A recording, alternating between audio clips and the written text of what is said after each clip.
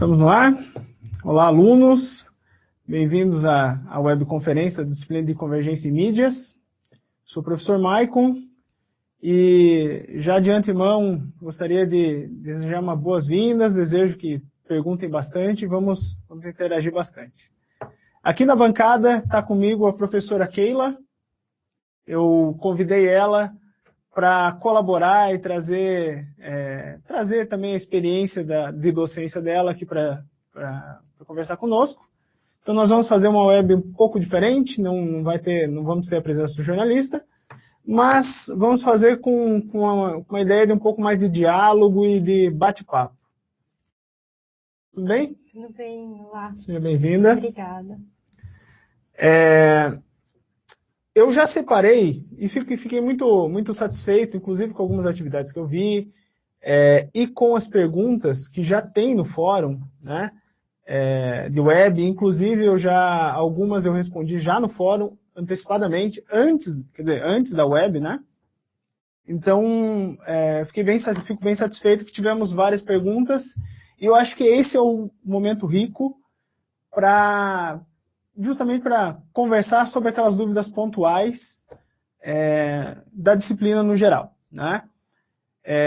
Já adianto que algumas das perguntas foram repetidas, várias pessoas perguntaram a mesma coisa, então eu agrupei essas perguntas em alguns temas específicos, inclusive fui anotando o nome das pessoas que foram perguntando e vamos citar aqui.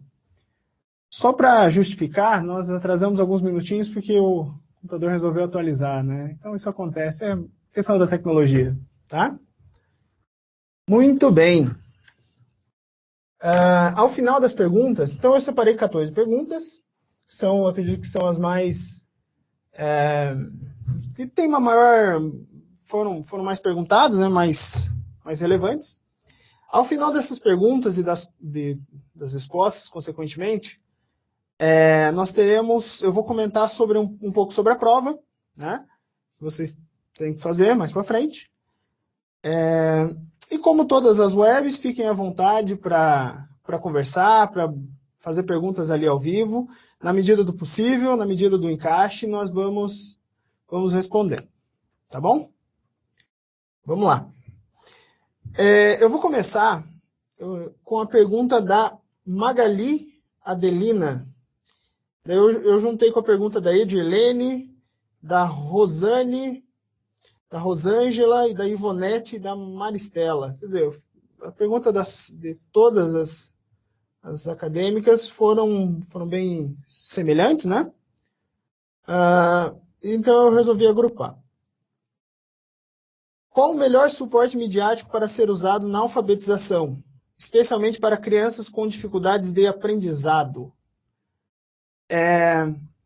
Veja, algumas das alunas que perguntaram não falaram especificamente da parte de dificuldades para crianças, falaram também na dificuldade para deficientes, na dificuldade do ensino médio, ensino fundamental. Então, é uma pergunta que tem uma estrutura, né, só que se aplica aos diversos níveis escolares.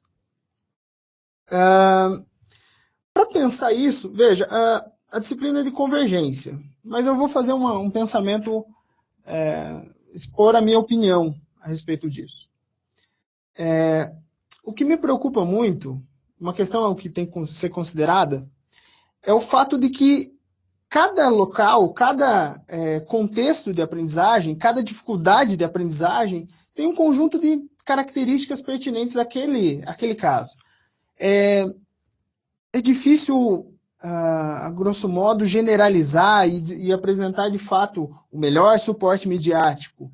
Não é só um, né? É possível que, é importante que tenha um suporte midiático para aquele contexto, para aquela necessidade, e tem que ver também, isso é uma leitura muito importante, inclusive muito estudada por psicólogos, principalmente, que se essa dificuldade de aprendizagem do aluno, ela é de fato só uma questão, ela é de fato, qual é a natureza dessa dificuldade? Será que não é uma questão patológica? Será que não é uma questão de problema familiar?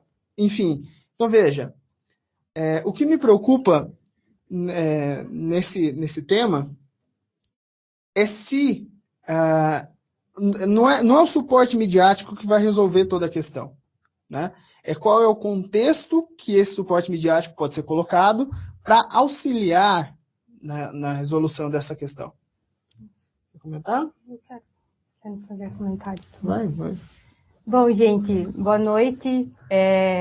Essa questão que o professor Maicon trouxe aqui sobre o suporte midiático e a questão do contexto, eu acho bem importante destacar, né? Sobre o contexto. Por exemplo, em que contexto que nós estamos tratando? É uma situação de alunos surdos, por exemplo, que vão precisar de uma de um determinado suporte midiático, como utilizar imagens para o ensino, para o ensino letramento desse aluno, para ele se tornar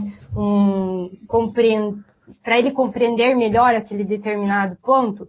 Então, por exemplo, existe uma proposta, inclusive, de se criar dicionários online, virtuais, né, com imagens para significar os sinais. Então, isso ainda está em processo de produção. É um exemplo que tem sido desenvolvido pelo Laboratório de Fonologia, que é um grupo que tem lá na Universidade Estadual de Campinas, e eles estão desenvolvendo esse dicionário online para a utilização na formação de alunos. Então, que sejam usuários, né, sejam surdos, no caso. Aí seria interessante utilizar uma mídia como essa, né, se for uma situação de surdez, por exemplo. Isso seria um caso que eu acho que seria interessante também. E o interessante nesse sentido é o seguinte, vale sempre lembrar, eu não sei se nas disciplinas anteriores vocês já tiveram,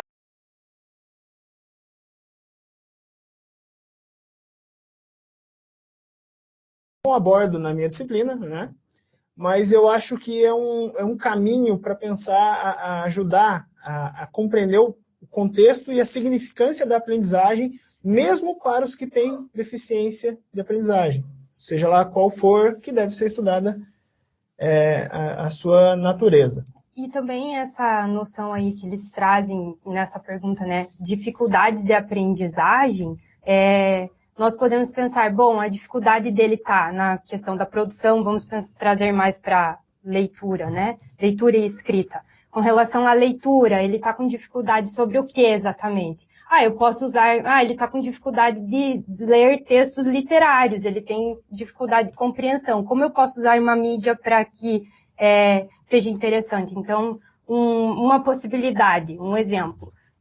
Eu tenho um romance como Senhora, que não é tão fácil de se compreender, né? Um texto mais difícil de se ler. Eu posso trabalhar com os alunos uma oficina de cinema e pedir para os alunos, a partir da leitura que eles fazem daquele texto, a produção de um audiovisual, de um material audiovisual sobre aquele aspecto, por exemplo, sobre aquele livro, o que vai fazer com que o aluno consiga ler também o texto para um fim, que tenha um fim a leitura daquela produção literária, e não somente a leitura por si só, né? Acho que seria interessante também esse ponto com relação à mídia. Esse exemplo, ele tem a função até de mostrar para a gente o seguinte, não existe apenas um suporte, um conjunto midiático que vai resolver todos os problemas, seja da educação básica, da fundamental, seja de qual for o nível de educação. Além disso, a gente tem que considerar o seguinte, qual é o contexto da escola? A escola tem essa viabilidade, né? A escola tem a demanda e a oferta, ou seja, tem equipamento suficiente, tem sala de aula apropriada. Então, não é apenas um suporte midiático, não é só a TV que resolve todos os problemas, né? Precisa preparar um conjunto de atividades e que, isso é uma questão bem importante também, um conjunto de atividades e que não é só o uso da TV, mas um conjunto de atividades que sejam criativas, né? Eu costumo brincar de não acovarde a criatividade, né? aproveite a criatividade, aproveite as mídias, por mais limitadas que nós sabemos que tem, que são no ensino e no Estado, aproveitem elas de forma criativa, da forma de usar elas para instigar dentro das possibilidades. Por curiosidade, quem tiver interesse de estudar um pouco mais na área, eu vou recomendar um artigo, uso das mídias como ferramentas para trabalhar as dificuldades da aprendizagem dificuldades de aprendizagem na alfabetização de alunos do ensino fundamental. Procurem esse texto, ele é uma monografia, procure no Google, se escrever, uso das mídias como ferramentas para trabalhar dificuldades de aprendizagem. Ele já vai aparecer, vai aparecer o primeiro ali, no Google, na internet. Ele foi uma monografia desse curso de especialização, do curso de especialização de mídias na educação, só que ele foi realizado em Porto Alegre, essa monografia, no Rio Grande do Sul. Né?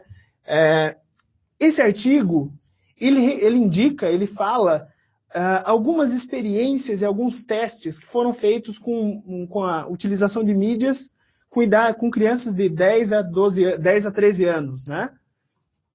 Então, é uma recomendação para pensar. Uma outra recomendação que eu daria a respeito desse tema, né, eu diria o seguinte,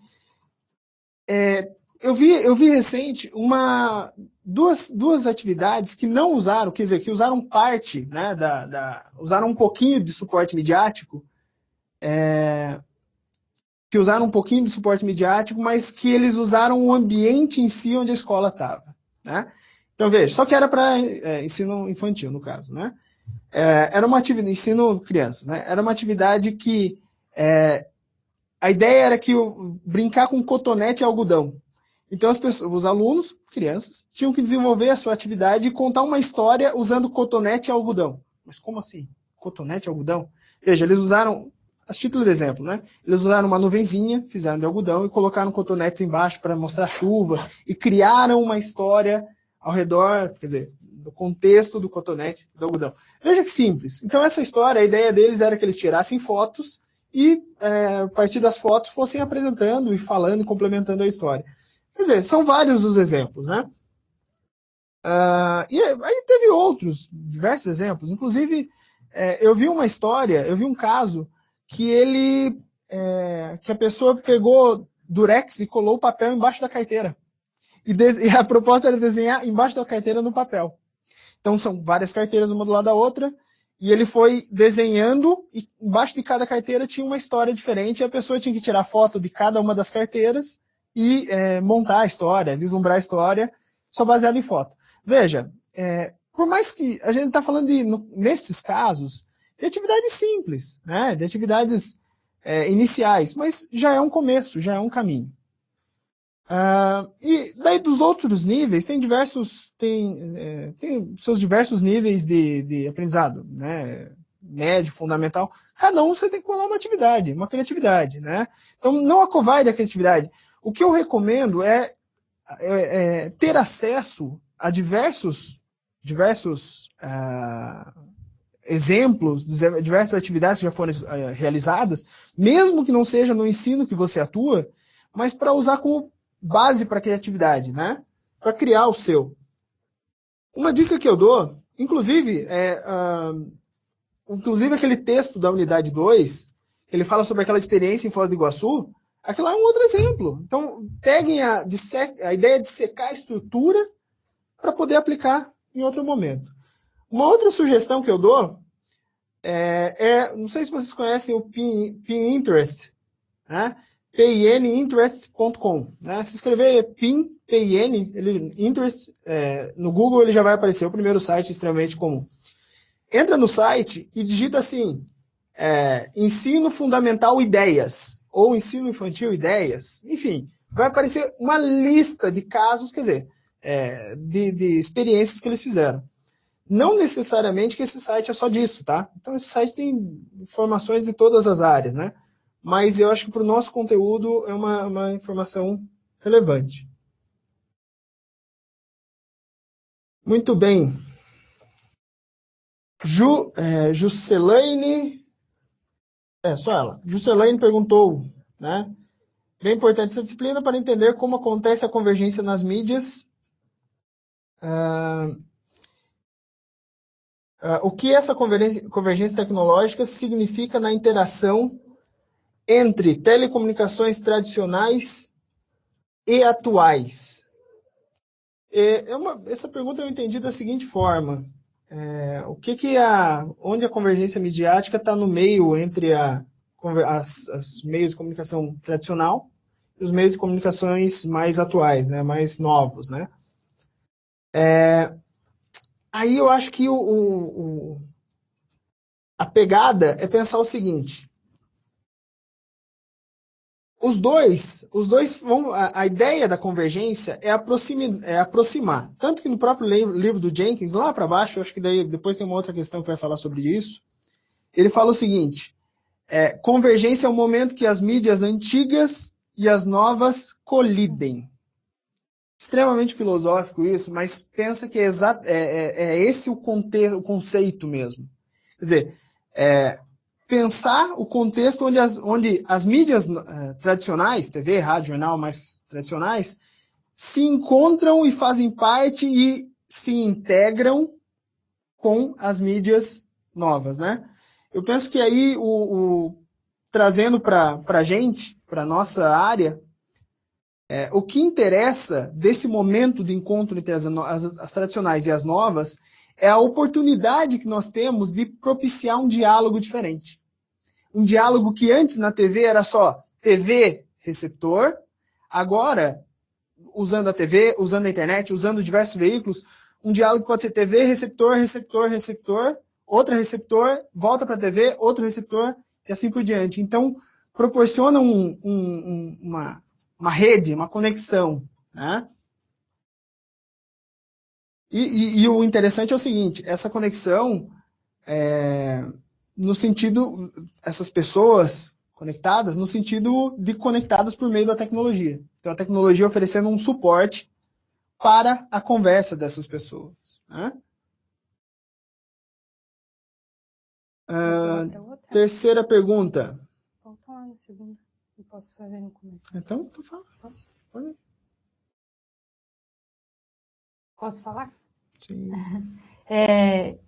Uma outra questão que dá para ajudar vocês também a pensarem um pouco sobre a convergência tecnológica são as narrativas transmídia que a gente tem hoje também, né? Um exemplo é como eu falei, o uso do romance senhora, ou mesmo para trazer para outra mídia, né? O caso do Harry Potter mesmo também teve bastante aceitabilidade, que era um livro e se tornou um filme, né? E depois do filme pode se tornar outro objeto a ser trabalhado também por outras mídias. Então, pode ser possível também o uso, né? De mais de uma mídia aí para o ensino. Então, nesse sentido, é interessante porque ele agrega também o receptor, o leitor também dos textos, né?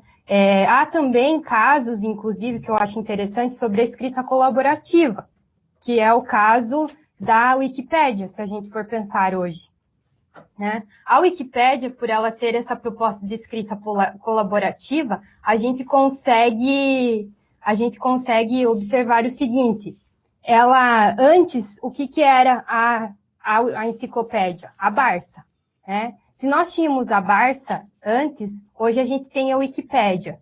E a Wikipédia, ela é feita por meio de mais de um autor. Então, pela escrita colaborativa. A convergência da mídia aí também, a mídia antiga para a mídia atual, né? Que é um exemplo, a Wikipédia. E aí vem a questão, né? Professora, mas até que ponto ver a Wikipédia como uma proposta de ensino? A gente pode pensar na produção de um verbete com os alunos, na confecção de um verbete com eles, né? É um exemplo que dá para discutir também. Entre vários outros, há os diferentes níveis de educação, né? Isso. Muito bem. Pergunta Bom, antes de continuar, só para avisá-los, eu vou postar o endereço no site, o nome do artigo, né? E vou postar o endereço de acesso do site do Pinterest, que daí vocês podem pesquisar e eu acho que é um bom caminho para uma boa fonte de estudo. A Ivanice Rodrigues e a Dionete Bittencourt falaram sobre um tema meio parecido, que é sobre mídia corporativa e mídia alternativa. Que resultado esse encontro reflete para o consumidor? Veja, essa é uma pergunta, a grosso modo, parte dela eu já respondi, até na questão anterior, mas quando você fala em consumidor, eu não sei se você está se referindo ao consumidor no sentido mais de consumo da mídia ou no consumidor no sentido de aluno. Eu não consegui identificar pela sua pergunta. Mas a minha resposta seria bem simples, né? Eu vejo que o reflexo desse encontro entre a mídia e entre um e outro, inclusive, se eu não me engano, foi a Dionete que comentou sobre a crítica da mídia, se eu não me engano foi isso. Eu estou sem internet, né? Mas o resultado desse encontro pode ser bom ou ruim, né? Eu diria que a classificação entre o bom e o ruim é o quanto avançado nós estamos nos estudos de media literacy, que é no sentido de não consumir a mídia, somente aceitar tudo e não desconfiar de nada, não discordar de nada, e pior, basear opiniões só de uma fonte. Então eu acho que esse resultado entre ser o bom e o ruim, ele é proporcional ao quanto bem preparados nós estamos para analisar a mídia e criticar a mídia. Então esse é mais um termo que eu vou até anotar, não faz parte da disciplina, mas eu acho que é interessante para conhecimento dos alunos. Posso falar também? Pode falar. Bom, gente, tem um autor que se chama Jay Lenk, com Lemke.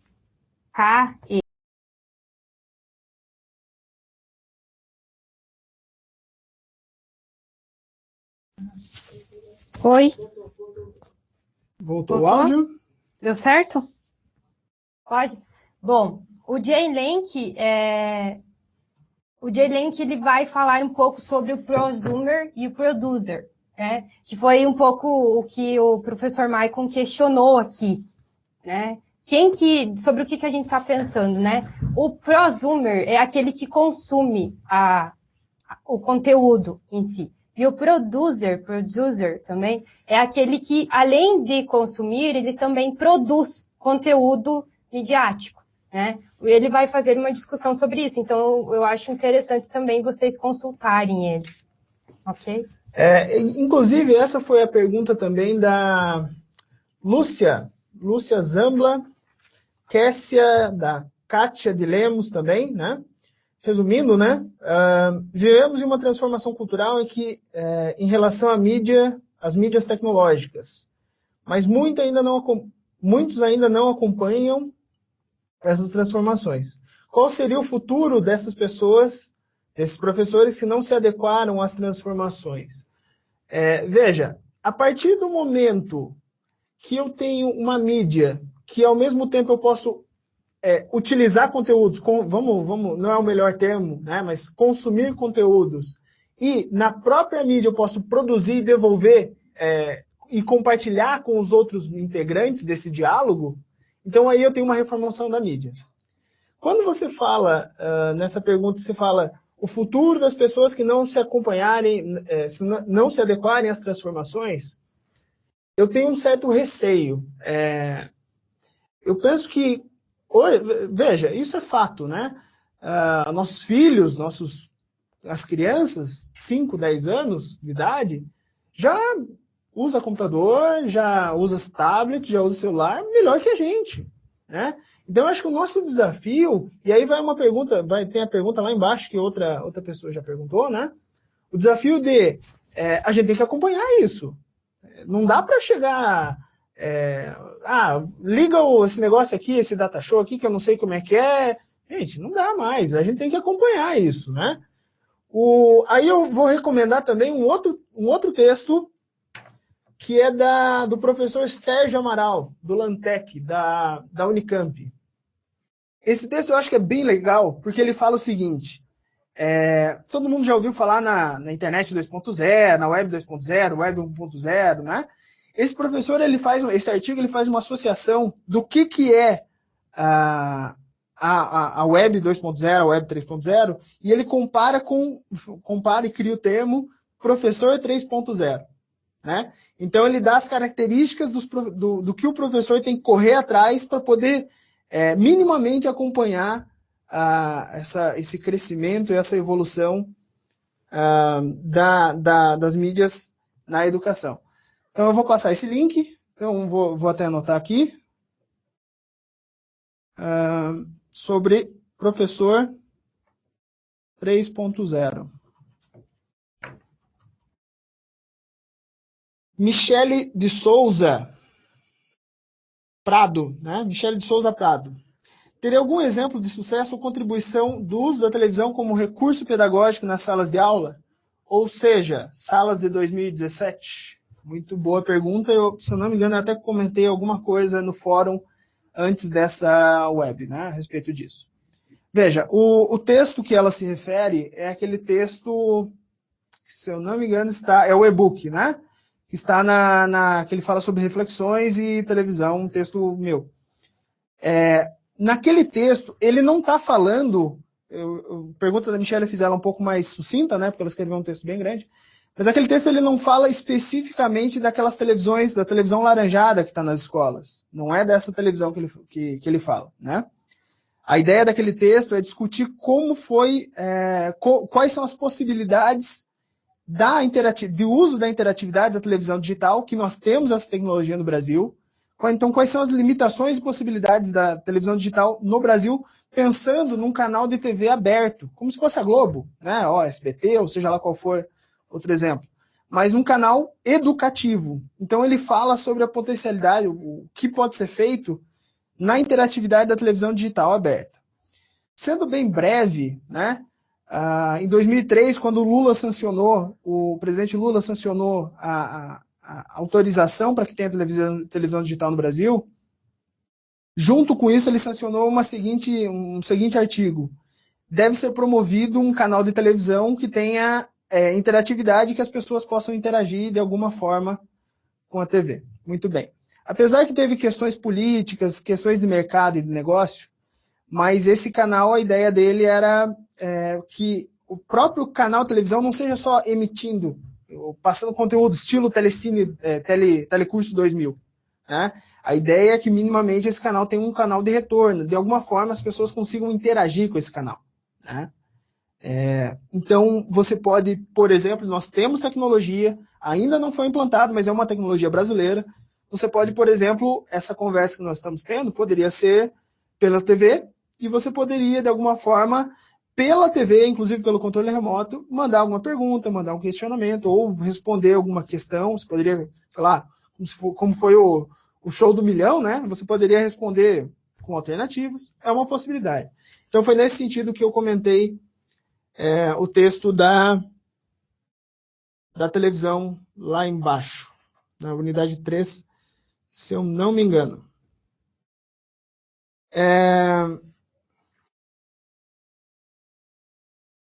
A Neuza Maria Ivansky e o Paulo Roberto Braga Júnior. Partindo disso, eu acho que tem nesse sentido também essa pergunta, né? Partindo disso, alunos que estão nas escolas só podem contar com giz e quadro negro, não ficarão em desvantagem na disputa por uma vaga de trabalho ou vestibular em relação àqueles que podem contar com vários recursos? Uma questão bem delicada e tem um autor, vou também até anotar aqui para passar para vocês depois. É Gaudêncio Frigoto o nome dele. Né? Ele escreveu esse texto em 2007. Ele fala o seguinte, nós vivemos uma dicotomia na educação brasileira. A escola dos ricos, que formam para a cidadania, e a escola dos pobres, que formam para a assistência. De fato, a escola que é mais bem preparada, ela oferece características mais propícias para você ter uma educação de qualidade, né? Então, essa dicotomia, infelizmente, é um desafio que nós temos que superar.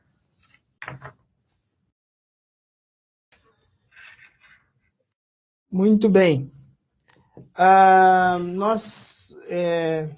Parece que o tempo passou bem rápido. A professora Keila agora tem um compromisso, então ela vai ter que nos deixar, né? Então eu vou continuar com as dúvidas e sozinho, então... Vamos fazer o seguinte, gente.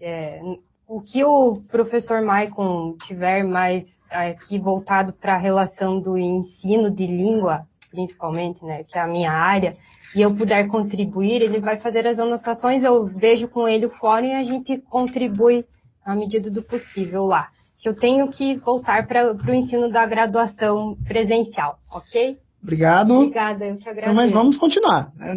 Eu continuo com vocês, né? Só ela que vai nos deixar. Muito bem. O Theo de Souza Nascimento. Ele pergunta, como as atuais mídias estão preparadas para convergir com as novas mídias daqui em diante? Cito como exemplo a era dos videogames, que estão em constante evolução. Né? Theo,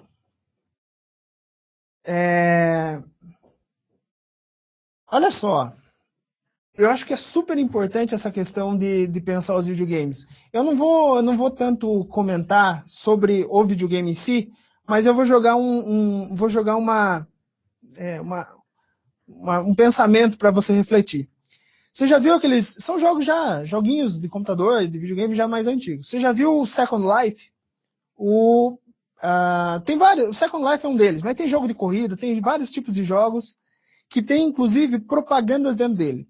Só falando especificamente do Second Life, veja, o Second Life é uma pessoa que tem uma segunda vida, né? Então tem um mundo virtual. Nesse mundo virtual tem empresas, como, por exemplo, tem um escritório do Itaú dentro do jogo. Muito bem. Por enquanto nós estamos falando de comunicação, de propaganda. E se esse Itaú, ao invés de ser um Itaú, fosse um projeto de educação? Tem estudos sobre isso, tem artigos sobre isso, que você pode pesquisar, estudar e ver. Mas eu penso que assim, é um caminho sem volta. Tanto é verdade da importância, inclusive você citou controle remoto, você colocou uma foto de controle remoto, né? Veja, quando você falou do controle remoto, colocou a foto do controle remoto dele jogando ali, uma imagem bem chamativa ali fora, eu achei super bacana, me lembrou de uma história da televisão. Sabe que quando a televisão não tinha controle remoto, né, lá antigamente, quando desenvolveram o controle remoto, os canais de TV foram muito avessos à ideia de existir controle remoto, porque isso gerava zapping, né? Então a pessoa deixava de assistir aquele canal durante o comercial, né, durante os 30 segundos, um minuto ali de comercial da novela, para mudar de canal. Então algumas emissoras de TV foram bem avessas a essa invenção. Então, a mesma coisa pode acontecer com jogos e videogame. Por último, para finalizar, eu sugiro que você... eu já conheci esse jogo, né? Eu sugiro que você pesquise sobre o The Walking Dead, daí ele conta a história, esqueci o nome, mas é a história do The Walking Dead. É um jogo que você vai interagindo com a história. Então você tem que tomar ações e isso vai repercutir em alguma coisa, né? Pensa e assista esse jogo, joga esse jogo, pensando no seguinte, como que a gente poderia fazer um conteúdo grande dessa forma na educação? Quer dizer, imagina a seguinte cena, eu tenho 3 pessoas conversando, né? Duas pessoas conversando, uma pessoa pergunta, você gosta de água? Ele está com uma garrafa de água e uma garrafa de suco do lado, tá? Se você responder, e isso é uma resposta individual, se você responder que gosta de água, isso vai ter um certo desfecho na história. Se você responder que outra resposta, vai ter um outro desfecho. Como que a gente pode usar isso de forma interativa na educação? Eu acho que aí está o pulo do gato, né? É o que eu falei aquela vez. Criatividade. A Cleusa comentou que nas escolas públicas percebe-se a dificuldade que os professores têm com as mídias, com mídias como as televisões que não funcionam.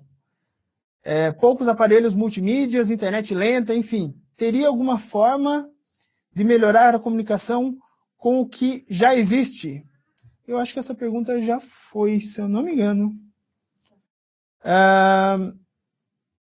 Quadrigiz, ou o professor teria que interagir com os alunos com as mídias fora da escola?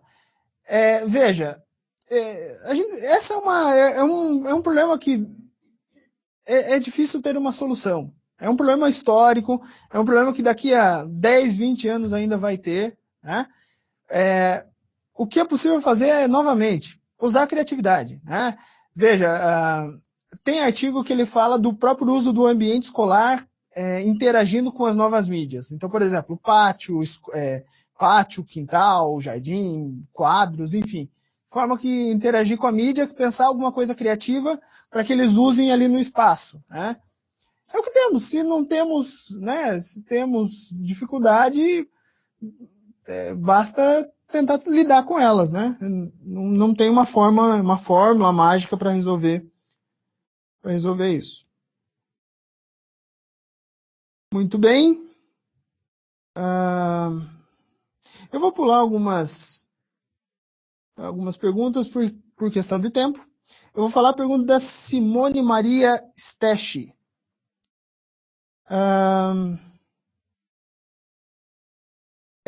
Ela fala sobre a parcialidade, né? Então, se o receptor não tiver um olhar crítico sobre o que assiste, a própria TV sozinha não garante uma autonomia no processo de ensino-aprendizagem. Veja, isso é uma questão bem de comunicação, mas tem a relação com a convergência também. Tá? Você fala da parcialidade do canal que mais os brasileiros assistem. Se pergunte se existe algum canal, ou algum conteúdo, ou algum jornalista, ou algum apresentador de TV que seja imparcial. A imparcialidade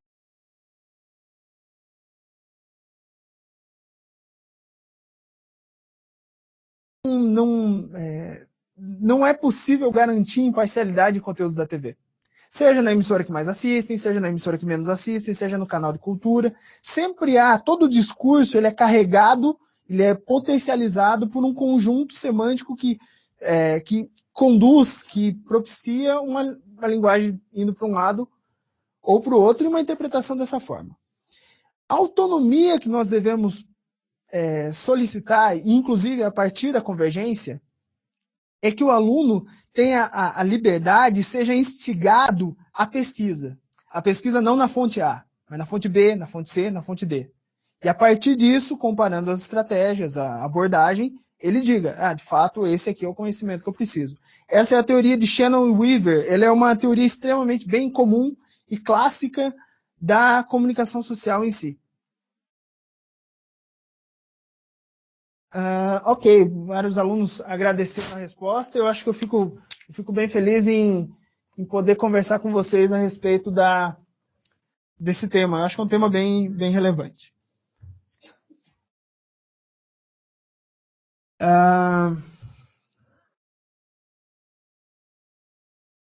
Tenho aluna com deficiência audiovisual. Tem alguma dica de mídia convergente? Pergunta da Ellen Leandra Barreto. Ellen, vou responder, já grosso modo já respondi, eu vou ser bem breve. Não existe uma única mídia que vai salvar o mundo dessa é uma aluna, né? Dessa aluna. Né?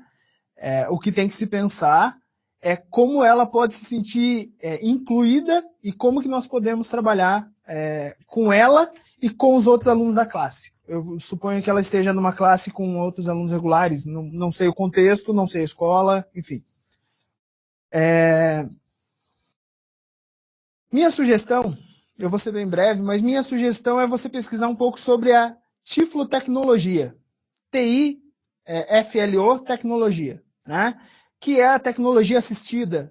são equipamentos, são técnicas, são métodos, são programas de computador, são partes de elementos da televisão que são programados para oferecer pelo menos o mínimo de conforto e de recursos, pelo menos o mínimo, né, para tentar melhorar o máximo possível o processo de ensino-aprendizagem por meio da mídia. Né? Tem um artigo que se chama Acesso à mídia com deficiência visual e com deficiência auditiva. Quem se preocupa com, entre aspas, nós. Né? Esse artigo ele vai clarear e vai apresentar alguns casos que foram utilizados a tecnologia assistiva, a tiflotecnologia, para ajudar deficientes ou visuais, ou, enfim, né, auditivos, que tem algum tipo de limitação.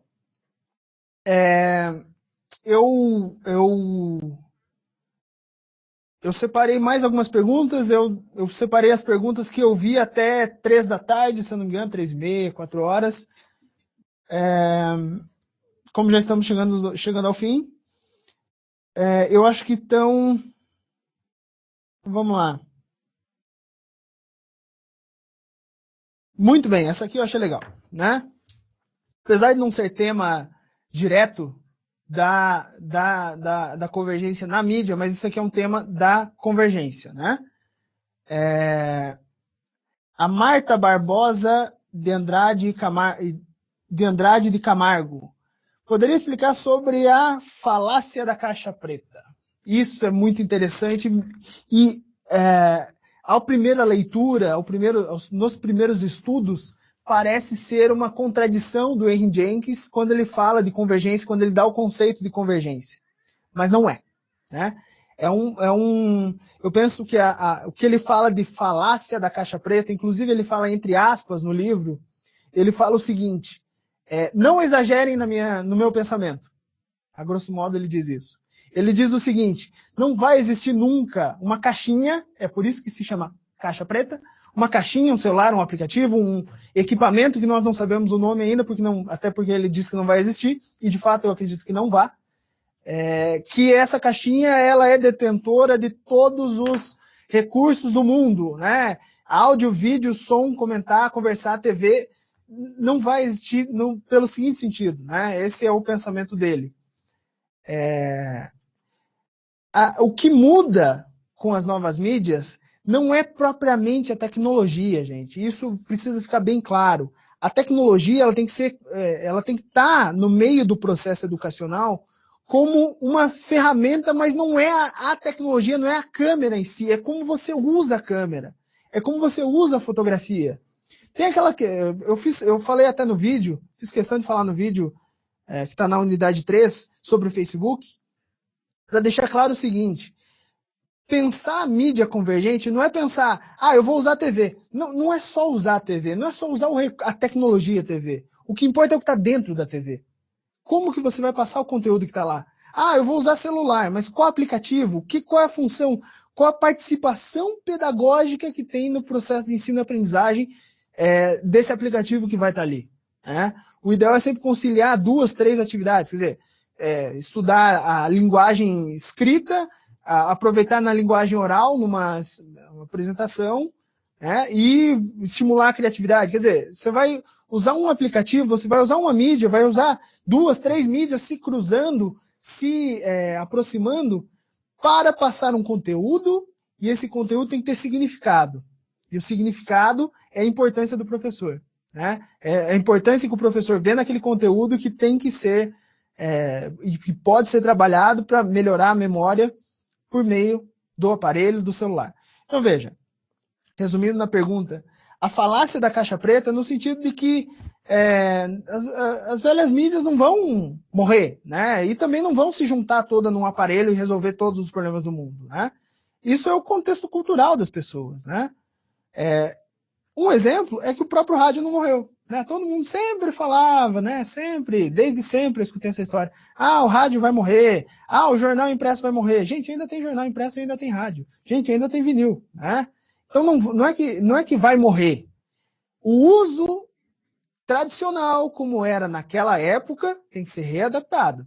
né? Então, o uso não é a mídia que vai morrer, é a forma com que a mídia, com que as pessoas lidam com a mídia, que ela se dissipou, né, no meio da sociedade. Muito bem, vamos falar sobre a prova. Agora, sobre a prova. Então, acho que foi a Cleusa e a Terezinha que pediram, né? Muito bem, sobre a prova. A prova, ela tem... o que eu recomendaria, os estudos que eu recomendaria que fossem realizados, trabalhem bastante, pensem bastante aquele conceito de multidiálogos, né? Que tem se não me falha a memória, no texto da unidade 2. Aquele conceito é um conceito chave, porque a convergência ela vem carregada consigo, como eu falei, não a evolução tecnológica, mas a convergência na educação ela vem carregada consigo a necessidade de dialogar entre as pessoas por meio daquela mídia que congrega 2, 3 serviços diferentes dentro daquela mídia. Esse é o significado importante para a educação, né? Então, trabalhe bastante, vejam bem quais são os multidiálogos, qual é a relação, qual é o conceito. O conceito de aldeia global, pessoas conectadas. E aí eu aproveito para extrapolar um pouco esse conceito e recomendo a leitura do Benedict Anderson. Vou até anotar aqui para passar depois. O Benedict Anderson ele fala o seguinte: nós vivemos em uma comunidade, né? E sempre vivemos numa comunidade, num grupo que no texto o autor chama como aldeia global.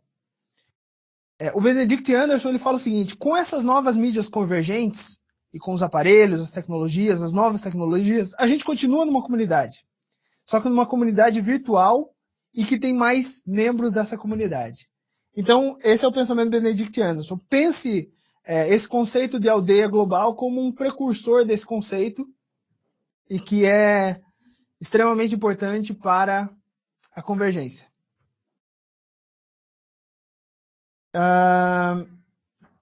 O Castells fala sobre autocomunicação, pessoas comuns que produzem conteúdo para a massa. Eu acho que esse é um conteúdo bem interessante, faz parte da prova. Outro ponto que eu recomendaria o estudo é as funções da usabilidade e o que é usabilidade efetivamente no contexto da mídia convergente. E por último, minha última recomendação, a convergência tecnológica, ter claro o conceito de que convergência tecnológica, o que importa não é a tecnologia, o que importa é o uso que nós fazemos dessa tecnologia aplicado ao processo educacional, né? Eu acho que esses são os pontos principais. A prova é composta de questões tanto dissertativas e questões objetivas. Predominantemente são questões objetivas de 4 alternativas, ABCD, com uma só disciplina alternativa correta. E as disciplinas que forem dissertativas, eu recomendo fortemente e elas serão valorizadas, né, respostas que serão valorizadas, serão respostas que levam em consideração o texto, o conceito dos autores e até uma experiência, um caso que você já viu, ou até uma própria análise daquele caso que está do texto 2 de Foz do Iguaçu. Veja a importância desse caso do texto 2. Né? Foi aqui no Paraná, gente. São nossos vizinhos, eles já estão fazendo isso. Nós vivemos aqui numa área próxima à fronteira. Né? Extremamente importante, mesmo sendo em Guarapuava, Pitanga, Pato Branco, enfim, é próxima à fronteira. Então vamos ver o caso deles e pensar como nós podemos usar essa estrutura no nosso dia a dia da docência. Temos mais alguma pergunta? Não, né? Eu espero que eu tenha, pelo menos eu tentei agrupar na medida do possível as principais questões. Agradeço a participação. Eu acho que tivemos uma participação, inclusive, bem interessante, com várias perguntas interessantes que possibilitaram o diálogo. Agradeço essa interação que vocês tiveram. Fiquei muito satisfeito com algumas das atividades que eu vi. Muito satisfeito também com as perguntas que foram feitas no fórum, e eu vou postar todos esses textos aqui, todas essas indicações, lá no fórum. Se porventura faltar algum texto, por favor, cobrem lá, mandem uma mensagem que eu adiciono todos esses textos. Né? Desejo a todos, estamos no final da disciplina, desejo a todos bons estudos e boa noite.